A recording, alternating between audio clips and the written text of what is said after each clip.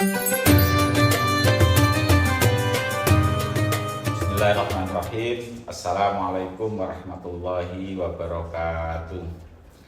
Alhamdulillahirabbil alamin, wassalatu wassalamu ala asyrafil anbiya'i wal mursalin wa ala alihi wa sahbihi ajma'in. Rabbi shrah li sadri wa yassir li amri wahlul 'uqdatam min lisani yafqahu qawli. Amma ba'd. Para sahabat-sahabat shaimun dan shaimat rahimakumullah, menjadi kebiasaan bahkan mungkin rutinitas kita sebagai muslim, setiap tahun mesti kita menghadapi dan masuki bulan puasa atau bulan Ramadan. Ketika mendengarkan kata Ramadan atau kata puasa adalah terbesit dalam angan-angan dan pikiran kita adalah masalah ibadah. Dan bicara ibadah ketika di bulan Ramadan adalah masalah nilai. Semua ibadah itu baik, semua ibadah juga diwajibkan oleh Allah dan Rasul-Nya. Akan tetapi ketika ibadah itu dikaitkan dengan satu kata kunci, Ramadan, maka ada suatu nilai yang lebih dibanding dengan yang lain.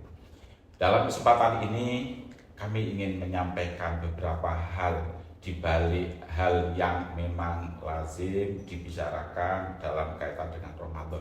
Saya awali dari diksi penyampaian wahyu ibadah Ramadan atau dalam hal ini adalah puasa. Ibadah puasa disampaikan dengan redaksi istilah dalam bahasa Arab itu majhul ya, yaitu kalau ada kataba menjadi kutiba. Di dalam Al-Quran kata kutiba itu diulang sebanyak 13 kali. Satu kali dikaitkan masalah kisos. Satu kali dikaitkan masalah wasiat, 2 kali dikaitkan masalah puasa, 4 kali dikaitkan, bahkan 5 kali dikaitkan masalah qital atau peperangan. Terus 2 kali dikaitkan dengan masalah takdir dan 1 kali dikaitkan masalah ketetapan tentang perbuatan syaitan. Ketetapan kata kutiba di dalam Al-Quran diletakkan setelah wasiat. Pertama, kalau kita menurut mushaf Utsmani, karena mushaf ada 2, ada Utsmani dan ada Nuzuli. Yang Utsmani sebagaimana yang ada pada kita saat ini, kalau yang Nuzuli berbasis kepada turunnya ayat. Berbasis pada mushaf Utsmani, kata kutiba yang di dalam surat Al-Baqarah ayat 183 yang disebut 2 kali kata kutiba itu jatuh setelah masalah kisos dan masalah wasiat. Kenapa kisos diawali penetapannya itu dengan kutiba? Kalau bahasa kita mungkin kata kutiba itu kalau sederhana mungkin itu semacam mandatori, di mana Allah tidak lagi bertanya ini itu tetapi langsung ditetapkan. Kenapa kisos diawali dengan kata kutiba, yaitu bersifat mandatori? Karena saya yakin bagi pihak yang kena nggak akan ada yang terima, nggak akan yang bisa menerima. Demikian juga wasiat, menunaikan wasiat orang sebelum meninggal atau orang meninggal sebelum meninggal berwasiat dan kewajiban yang hidup menunaikan wasiat itu juga barang berat. Iya, kalau wasiat itu cocok dengan yang menyaksikan. Kalau nggak cocok, maka di sana akan ada unsur keberatan. Maka di sana ada mandatori kutiba. Lah, yang berikutnya adalah puasa. Sama, puasa pun secara normal karena manusia adalah makhluk fisik, makhluk biologis. Tentunya bahwa makan atau berbagai aktivitas yang bersifat konsumtif itu menjadi habit, itu menjadi naluri. Untuk meninggalkan itu, maka Allah memandatorikan dengan kutiba. Meskipun dalam konteks ini puasa itu dalam bahasa Arab as-saum itu makna lainnya adalah al-imsak. Jadi awal daripada puasa atau as-saum tadi adalah memang berkaitan dengan masalah psikologis fisik, al-imsak, menahan.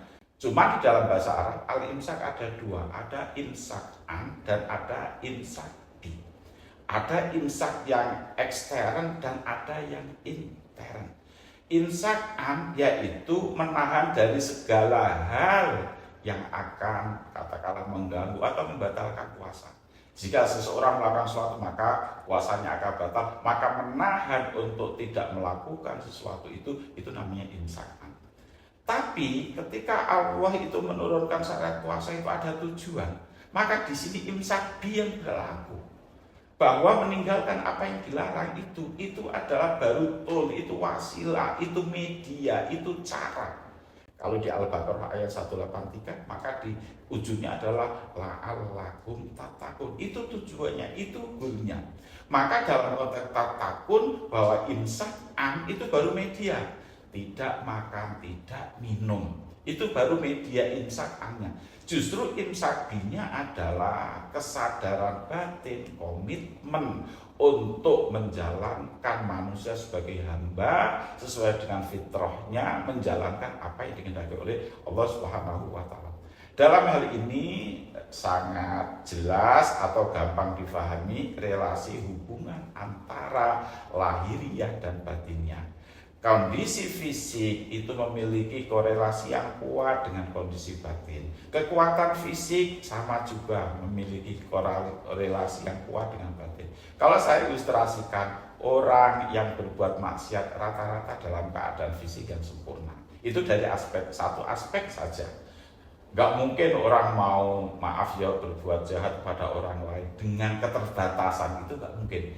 Justru adalah orang yang berbuat maksiat tadi dalam keadaan kesempurnaan syariat. Nah disinilah maka syariat puasa ketika untuk imsakannya terhadap hal-hal yang bersifat lahiriah, asumsinya atau diasumsikan bisa memberikan pengaruh terhadap batinnya. Karena di dalam diri manusia ada dua hal, yaitu ada yang bersifat syahwah nafsu dan ada yang bersifat fitrah. Nafsu ditopang oleh kekuatan fisik, ditopang oleh kekuatan gizi, amunisi dan lain sebagainya. Dengan asumsi ketika lahiriah itu lemas, maka harapannya batin, yaitu nurani itu tumbuh sehingga nanti akan ada keseimbangan. Kalau selama ini pikiran kita, lahiriah kita bersikap atau berpikir pemikiran yang bersifat lahiriah, maka dengan yang lahiriah ini kita kurangi, memberikan kesempatan batin untuk speak up, untuk berpikir. Maka dengan adanya kita berpuasa, badan kita lemas, itu normal, itu sehat. Orang tidak makan itu lapar, orang tidak minum itu haus, tetapi tidak sadar agar kita itu lapar dan haus, tetapi agar memberikan kesempatan batin nurani, di mana di saat fisik kita kuat mungkin tidak bicara, tidak bisa speak up, mudah-mudahan dengan fisik yang lemah ini batin kita menguat dan fisik kita bisa mendengarkan suara nurani kita. Demikian yang bisa kita sampaikan dalam kultum yang singkat ini, semoga ada manfaatnya. Wassalamualaikum warahmatullahi wabarakatuh.